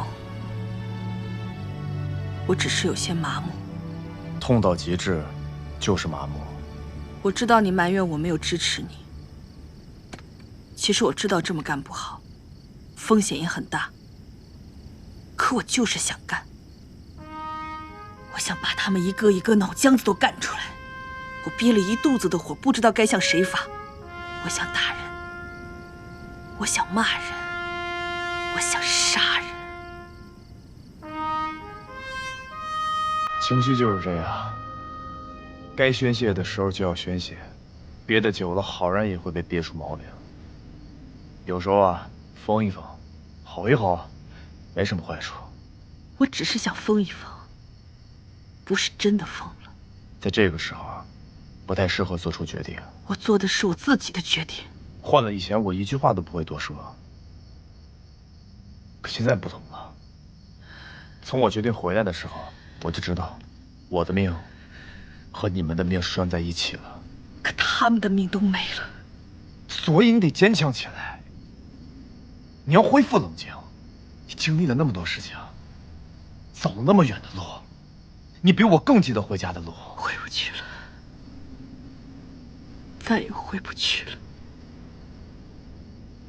我到现在为止才开始有一点理解，为什么你们所有人都把这支队伍当回不去了，再也回不去了。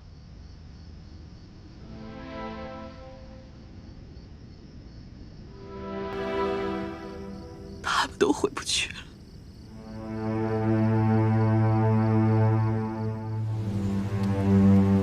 我从未如此喜悦，沉浸于甜蜜的安宁。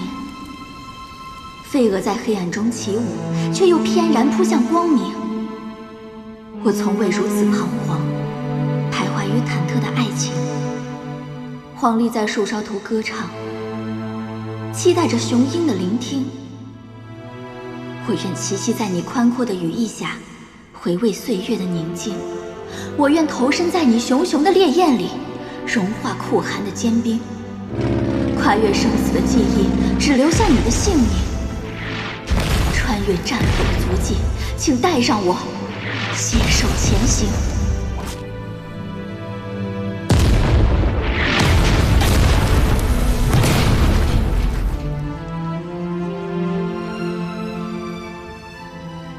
大苗说，文工团里很多人都知道他喜欢老白，小黄鹂不会隐藏，从来不会。老白他知道吗？这首诗是他写了用来表白的，信写好了，他把它放在口袋里，应该是在等适当的时候，偷偷地塞给他的教导员。所以就折成了纸鹤。这不是纸鹤，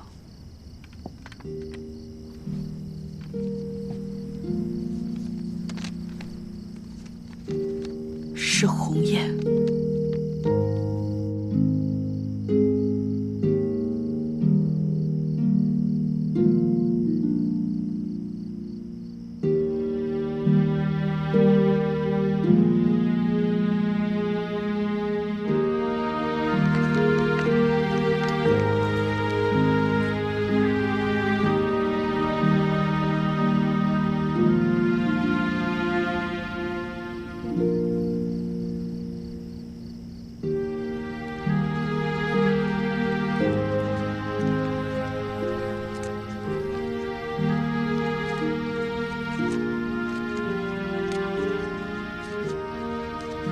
来，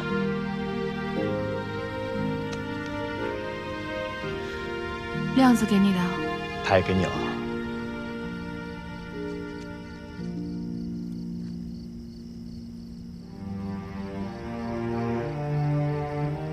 怎么样？不错。